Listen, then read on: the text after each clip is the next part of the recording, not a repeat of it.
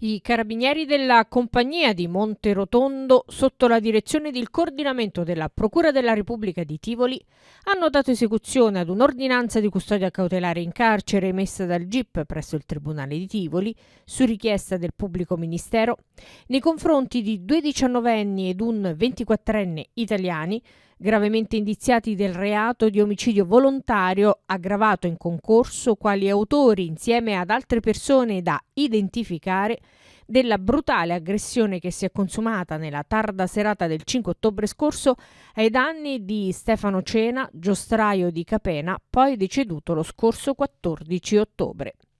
Le indagini hanno permesso di identificare ed arrestare i presunti responsabili.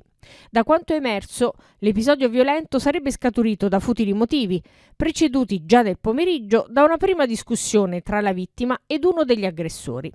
Nella serata la situazione è degenerata, coinvolgendo il nucleo familiare della vittima, fino a culminare nella violenta e fatale aggressione ai danni di esso. L'uomo in un primo momento è stato circondato e colpito ripetutamente da un gruppo di giovani, tra cui i 3 indagati, tutti collaboratori presso la giostra gestita dal fratello della vittima.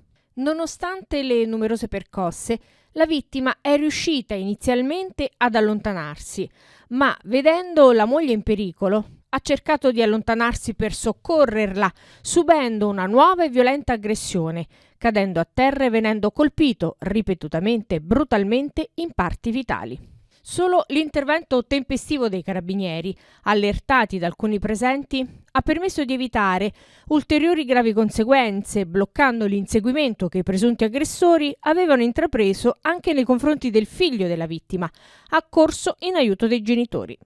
A conclusione delle indagini coordinate dalla Procura della Repubblica di Tivoli, i carabinieri della compagnia di Monterotondo nelle prime ore della mattina hanno eseguito le 3 misure cautelari in carcere a carico dei giovani coinvolti. Gli arrestati sono stati tradotti presso la casa circondariale di Rebibbia a disposizione dell'autorità giudiziaria. Proseguono le indagini per individuare gli altri aggressori.